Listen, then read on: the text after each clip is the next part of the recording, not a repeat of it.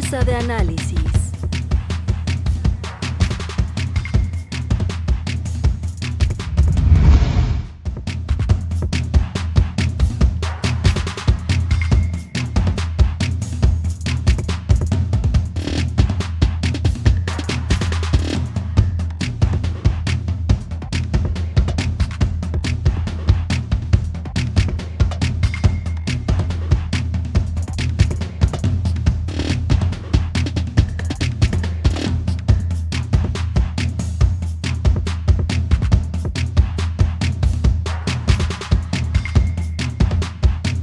Bueno, estamos aquí en esta mesa con Alfredo Figueroa y Gabriel Reyes Orona. Buenos días, Gabriel. Muy buenos días a todos. Buenos días, Alfredo. Carmen, Gabriel, buenos días. Gracias por estar aquí esta mañana. Y bueno, a ver, estamos concluyendo en un hashtag. Hashtag todo conecta. Todo conecta. Todo conecta, ¿no? Que si Andorra, que si las cuentas congeladas, que si el sindicato Pemex, que si Juan Collado. O sea, aquí estamos viendo un conjunto de situaciones en curso de muy alto impacto, sí, que en algún momento de esta historia tendrán que entenderse en una lógica conectada. Yo quisiera, antes de presentar los temas que les propongo para discutir, recordar para saber con quién estamos sentados aquí, tú y yo, Alfredo. Así es.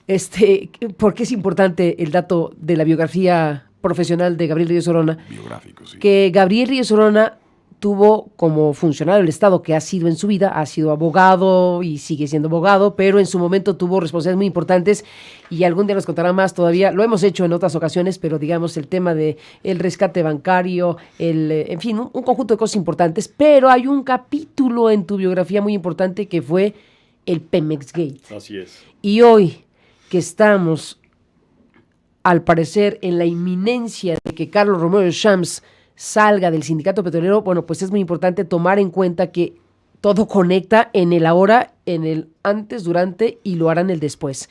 Completamente de acuerdo. En tu calidad de abogado y de gente que vivió directamente el tipo de cosas que han ocurrido en México, como el famoso Pemex Gate. ¿Qué fue el Pemex Gate? No lo voy a explicar yo, porque desde luego lo harás tú mejor que yo, pero nada más recordar que fue una historia que finalmente llegó hasta los territorios de el IFE, y en el IFE fue donde se hizo la investigación correspondiente en tiempos de Alonso Lujambio, que en paz descanse. Que en paz descanse. Ese personaje que tuvo un papel muy relevante en su papel de consejero electoral y especialista en temas políticos en México.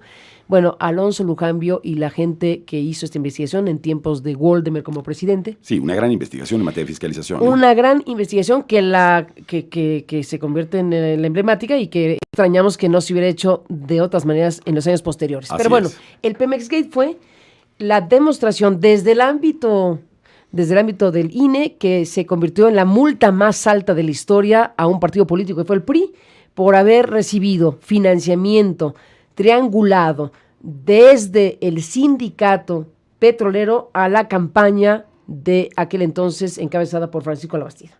Y bien lo dices tú, Carmen, todo conecta.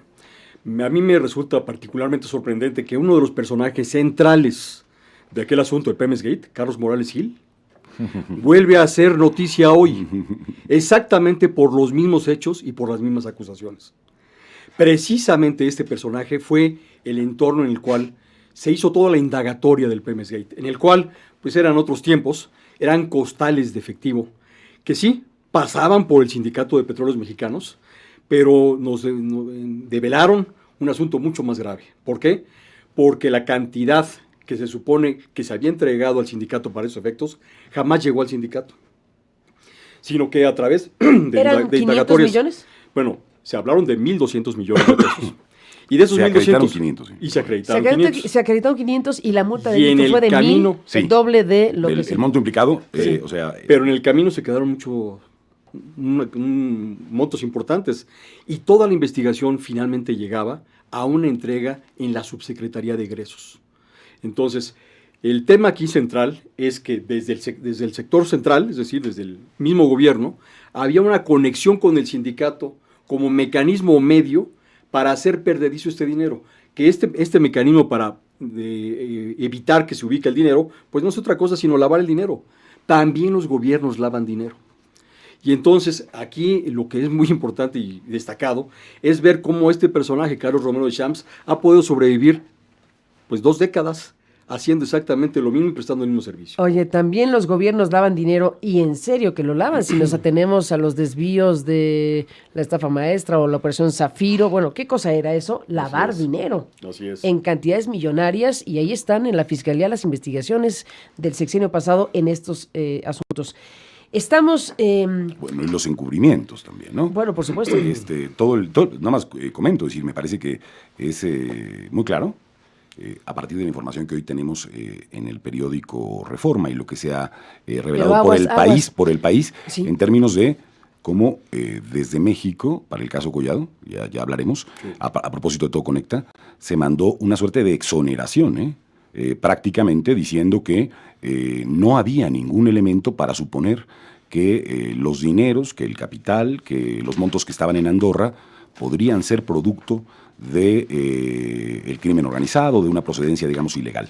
Eso es lo que hace, por cierto, que estemos en esta idea de nudo gordiano, de nudo de Todo Conecta, ¿no? También vinculados a cómo se protegió desde el Estado a presuntos, déjame decirlo así, de entrada delincuentes, ¿no? Vinculados con el lavado de dinero y otros temas. Estamos con la información del diario Reforma, como comentamos, en donde se dice que consultaron a cercanos a Romero de Champs que les habrían confirmado el congelamiento de las cuentas del líder petrolero y su familia. El presidente de la República hace rato dijo que no estaban congeladas las cuentas. Tenemos el audio, sé que ya lo presentamos, pero podemos presentar un fragmentito rápidamente de lo que dijo el presidente, porque ¿en dónde estamos parados? Yo decía antes de la pausa, hace ratito, porque, bueno, puede ser que no estén congeladas ahora y puede ser que estén congeladas después, no lo sabemos, pero hay, digamos, una circunstancia en donde todo apunta a la salida de Carlos Romero de Champs. ¿De qué manera? ¿Una salida suave? Es decir, mejor retírate para que enfrentes las investigaciones que ya están en curso. ¿Cómo va a ser esto? Tras la invitación clara hecha por el presidente de la República en la mañanera para que dejara el puesto, es claro que se pusieron en marcha todo el aparato del Estado, todos los elementos del Estado para hacer realidad esta invitación. Porque más que invitación, obviamente lo que representa es una intención de sustitución de líderes en un sindicato tan importante como el de Petróleos Mexicanos, que nosotros sabemos que Petróleos Mexicanos no va a caminar con el contrato colectivo que tiene sobre las espaldas. Por lo tanto, esta invitación que hizo el presidente, evidentemente, fue seguida de estas acciones que hay en el aparato público. Recordemos nosotros que el congelamiento de cuentas no se da en el momento preciso en el que el oficio llega a la Comisión Nacional Bancaria y de Valores. Es todo un proceso. Y en este proceso hay muchas personas y en todas estas etapas hay muchas filtraciones. Generalmente las personas que van a ser sujetas a un congelamiento de cuentas se enteran con anticipación. Sucedía negociadamente con Basbás, es decir, se vendía el pitazo. Y ahora lo que vemos es que este mecanismo de filtraciones a lo mejor ya no está en un tema de tráfico mercantil, pero sí se ven que puede haber filtraciones respecto de lo que evidentemente es un proceso. Obviamente, Reforma, la información la recibió de algún lugar, sí, de donde toda la mecánica tiene Todo Conecta, ¿no? Incluso dice la nota, si se fijan, la nota de Reforma dice que no le confirmó a Reforma la unidad de inteligencia financiera. Se refiere más bien a consultas que hizo con los abogados. Los abogados, básicamente los abogados, es. Gente cercana a los Champs que le confirma a Reforma que eso ocurrió. Entonces, bueno, a lo mejor es esto que tú dices, que ya saben que ahí viene, pero no ha ocurrido todavía. Bueno, por supuesto que, digamos, el circuito de personas, digamos, que está defendiendo a Romero de Champs, que además hay que recordarlo, en la propia aprehensión de Collado, se hablaba de la preocupación por que fueran en realidad por de Champs y no por Collado. Es que estaban comiendo juntos. Que estaban comiendo qué juntos. Barbaridad, qué susto. Muy cerca. Por cierto, otra vez, a propósito de aquella imagen con Julio Iglesias cantando. La histórica imagen la histórica, de los intocables con Julio Iglesias. Que se va a volver histórica. Con Julio Iglesias. De qué pena con Julio Iglesias. Diría Salvador Camarena. Sí. Yo quisiera comentar, digamos, algunas cosas que me parecen importantes de este caso. Desde luego, es de la mayor trascendencia política que un líder como Romero de Champs, que ha estado al servicio, digamos, de los gobernantes de este país, a lo largo de mucho tiempo, un líder sindical de las características, digamos, del antiguo régimen, deje finalmente, digamos, un sindicato que ha tenido dentro de sí a veces luchas importantísimas, históricas, vinculadas a justamente democratizar las posibilidades de que ese sindicato fuese independiente del Partido Revolución Institucional a lo largo del tiempo. Un asunto al que se resistió de manera sistemática el propio, déjenme decirlo así, el antiguo régimen, por llamarlo de alguna manera. La salida de Romero Deschamps, evidentemente, y a partir de lo que ha declarado el presidente de la República, tiene que ver con un proceso de investigaciones que han iniciado en relación a lavado de dinero y otro conjunto de temas que están en el espacio público. Y a mí, digamos, pareciéndome muy bien que finalmente este dirigente sindical salga del sindicato y que se dé la posibilidad, ojalá que eso sea, de que efectivamente hay una discusión democrática dentro de un sindicato tan importante como este. Sí me preocupa el estilo de, digamos, aparecer una mañana y escuchar de quien además no tiene la responsabilidad de perseguir a delincuentes, hacer la sugerencia de que, ¿qué les parece si mejor se dedican a defenderse? Ya te llames ministro Medina Mora o te llames Carlos Romero Deschamps, váyanse a defender como una práctica, digamos, vinculada a... Es una recomendación amistosa desde la Presidencia de la República. Pero ha salido una evidencia que me parece que no está suficientemente explicada desde el gobierno, que debe explicar si estos ejercicios de congelamiento de cuentas son producto de evidencia plausible, porque no se entiende cómo, todavía no nos han explicado bien, cómo es que de pronto se congela una cuenta y se descongela a las horas después de una renuncia. Y perdón, pero eso... este gobierno, Santiago Nieto, el SAT, tienen que explicarlo punto por punto. Bueno, hicieron la semana pasada. Bueno, no, pero hay una explicación puntual sobre el particular. Hay una explicación de que es un procedimiento común en términos generales de personas morales cuando hay nómina implicada. ¿Y todas las personas físicas que están implicadas? ¿Por qué también a ellas se les descongela? Y no se le congela, digamos, no se descongela solo las de personas morales. O sea, que nos expliquen el procedimiento. Lo que no hay es suficiente explicación. Y hay un error político grave al dar o dejar, digamos, dar a entender que aquí hay detrás instrumentos del Estado, quizá legítimamente, digamos, empleados, que son muy importantes, como la Unidad de Inteligencia Financiera, que pueden ser ocupados con una direccionalidad política y no con una direccionalidad, digamos, en relación al tema de qué es lo que queríamos investigar desde la unidad, desde la fiscalía, etcétera, y que sea dirigida a unos y no a otros. A mí me parece que ahí hay un tema a discutir, celebrando desde luego que hoy tengamos información, acceso a un conjunto de prácticas que han sido, digamos, ocultadas a lo largo de la historia. Y ahí hay un tema que tiene que ver con cuándo vamos a empezar. ¿Cuándo vamos a empezar a pedirles a estas personas que estuvieron en el régimen, digamos, del peñanietismo y más hacia atrás, a que nos den cuenta con toda claridad, ¿no?, de que del ocultamiento que hicieron, de la protección que se hizo desde el Estado, de todo este conjunto de prácticas? Porque aquí hay una evidente colusión, o se presumiría, lógicamente, una evidente colusión. Pero esto hay que hacerlo con un cuidado democrático que no dé visos de prácticas autoritarias. Era importante recordar lo del Pemex Gate con Gabriel Reyes Orona, que formó parte importante de aquella investigación en aquellos años como funcionario del Estado mexicano. Eras procurador, así es, procurador fiscal de la Federación. En su calidad de procurador fiscal de la Federación participó de esas investigaciones. Y es importante por muchas razones recuperar eso, porque para volver al 2019 y a este momento del hashtag Todo Conecta, está este otro elemento a la mesa que es de alto impacto y que tiene que ver con el asunto de Oro Negro, esta empresa que decidió acudir a un tribunal de arbitraje internacional en el marco de lo que permite el TLC a acusar a México, pretendiendo que México le pague una cantidad millonaria por daños causados desde el gobierno mexicano a esta empresa a la que quebraron. Dice Oro Negro básicamente en su alegato que como no participó en actos de corrupción propios de la dirección de Pemex del tiempo en que se narran estas cosas, entonces se le castigó de diversas maneras y su situación de quiebra o de la condición de quebranto, pues es producto de eso.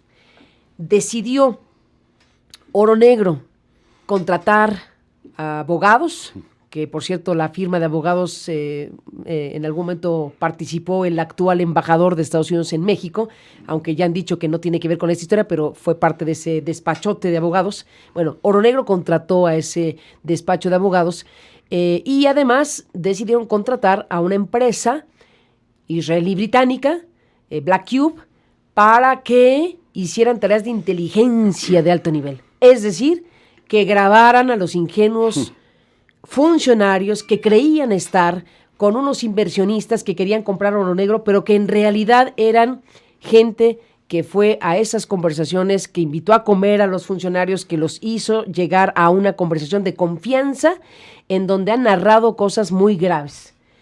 Una de ellas tiene que ver con el dato casi tangencial en donde se alude al personaje que mencionó Gabriel Díaz Solona, que es Carlos Morales Gil.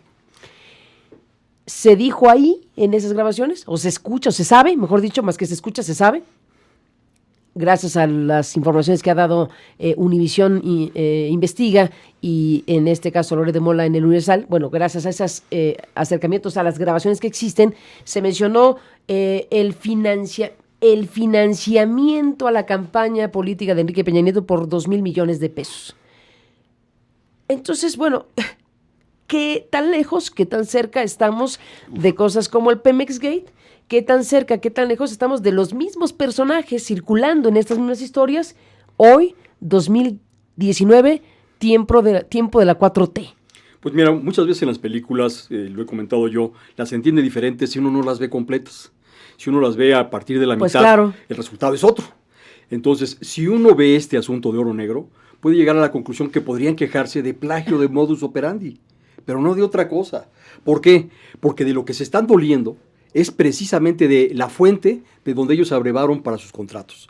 Es decir, si analizamos a un Carlos Morales Gil, que viene desde aquel año 2000-2002, y que estuvo presente junto con otro personaje clave, que ahora espero vuelva a salir, que es el exdirector de petróleo de Pemex Exploración, nos vamos a dar cuenta que este modus operandi que Oro Negro está denunciando no empezó a partir de que ellos lo denunciaron, sino que empezó muchos años antes y que los contratos que ellos alegan les fueron incumplidos, pues también tiene que ser materia de indagatoria y de explicación. ¿Por qué?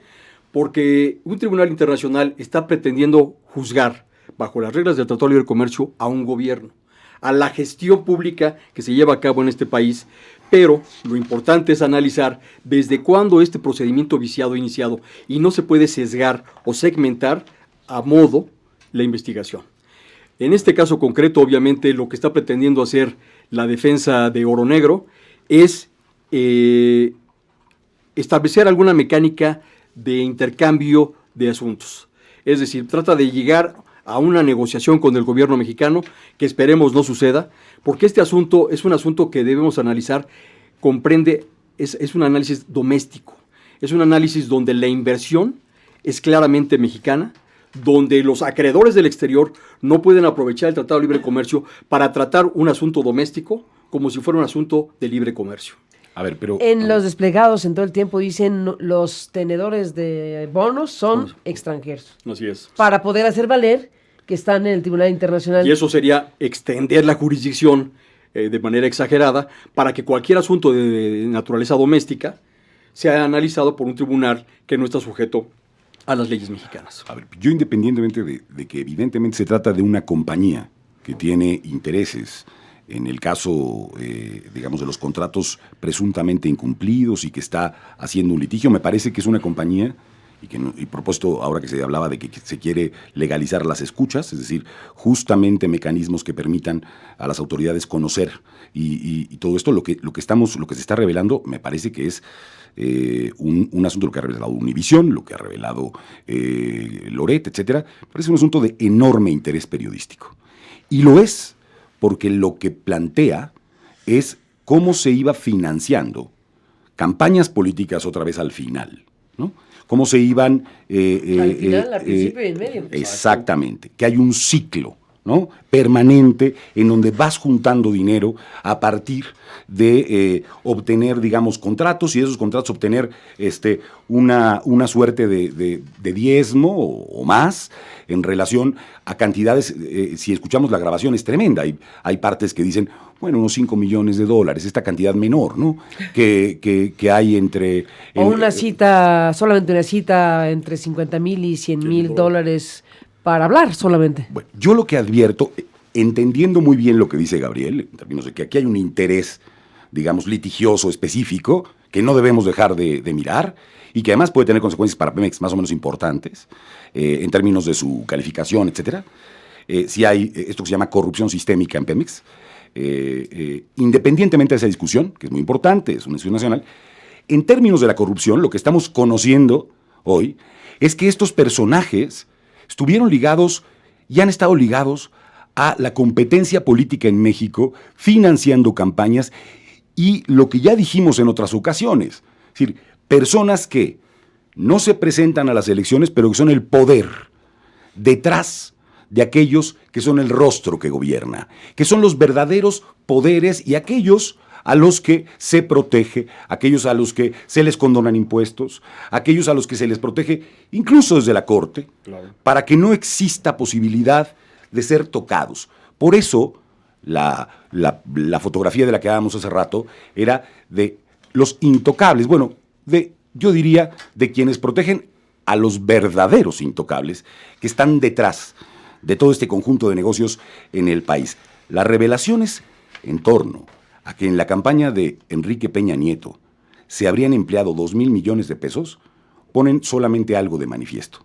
No hay hoy en el país, hoy en México, ni después de la elección de 2018, ni antes, las suficientes herramientas del Estado para contener los ríos de dinero que influyen, inciden en quién gobierna y en quién es representante del pueblo. Voy a aprovechar tu biografía profesional, ya que hicimos lo propio con Gabriel Reyes Orona en su calidad de procurador fiscal en aquellos años cuando el Pemex Gate y lo que le tocó a él vivir y participar. En tu caso, bueno, estamos hablando de verdaderamente un tema que quedó efectivamente no investigado con suficiencia. Hablemos del Monex Gate, por ejemplo. O sea, estamos hablando de los mismos circuitos y de el mismo tiempo. O sea, situaciones que en México la propia institucionalidad no resolvió por muchas razones, vuelven aquí. Si hubo, como dice en estas grabaciones del caso Oro Negro, recolección de dinero de contratistas hasta llegar a 2,000 millones de pesos para financiar la campaña, me temo que no sería el único flujo de dinero que llegó a la campaña, a esa campaña de Peña Nieto, que estuvo hecha de lo que estuvo hecha.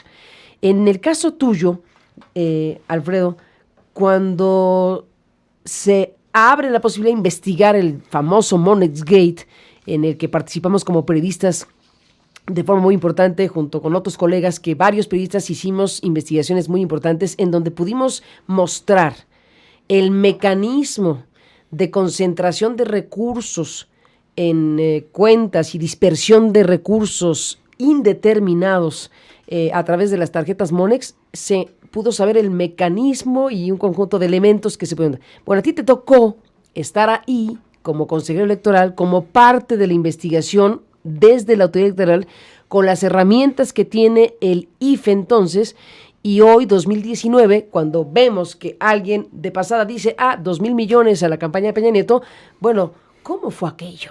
¿Cómo es que se financió aquella campaña? ¿Cómo es que instrumentos como el Monex Gate, como las tarjetas Monex y otras, permitieron concentrar, dispersar y distribuir dinero masivamente para obtener el poder y hacer una serie de cosas que hoy estamos observando a la fiscalía que la resuelva.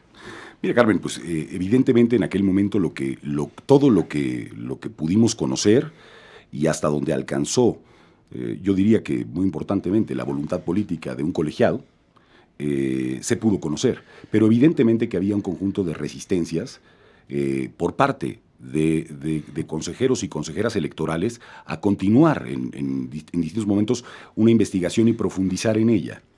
Recuerdo no solamente el tema del Bonexgate, sino esta necesidad imperiosa ya con el presidente de la República en funciones, de que no fuese el rebase de tope de gastos de campaña de Enrique Peña Nieto un asunto que se consignara en un acta.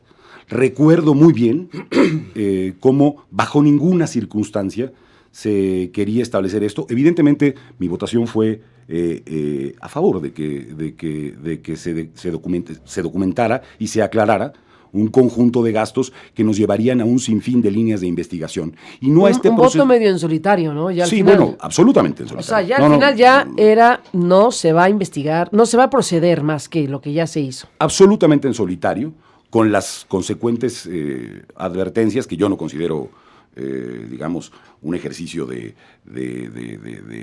presión o cosa por el estilo, sino era evidentemente un planteamiento de ¿cómo te atreves a votar eso? ¿Sabes las consecuencias que va a tener para tu futuro profesional, una cosa de este tipo? Y por supuesto esas consecuencias uno las tiene que asumir desde el momento en que llega a una posición como esa para proceder. Lo que a mí me parece muy preocupante, Carmen, es que efectivamente entonces hubo falta de voluntad política y una necesidad de cerrar. Y desde luego, había un asunto perverso. Aquellos que eran beneficiarios de actos de corrupción política se volvieron, merced a unos meses, los que gobernaban el país y los que te podían o no dar información de aquello que estabas investigando. Entonces, sí resultaba paradójico que la unidad de inteligencia financiera fuera controlada por un señor como Luis Videgaray, que a la vez era jefe de campaña de Peña Nieto, que a la vez era el jefe del SAT, y que por cierto hoy no se habla mucho del señor Videgaray, en términos generales, porque todo está inclinado hacia otras corrientes dentro del peñanietismo, y poco, por cierto, al tema de Luis Videgaray.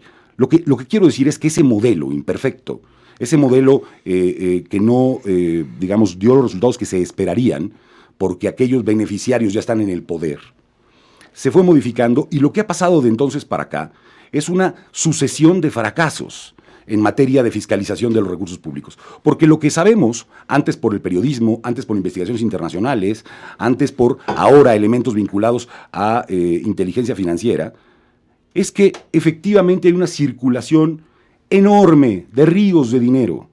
Y lo que no estamos discutiendo todavía, y espero que este es un atento llamado a los legisladores y legisladoras de México, es esta la discusión que tenemos que tener respecto de cómo vamos a contener los recursos que llegan a las campañas electorales, porque es una mentira de Aquilo que hoy existan instrumentos institucionales para detener este río de dinero en las campañas electorales.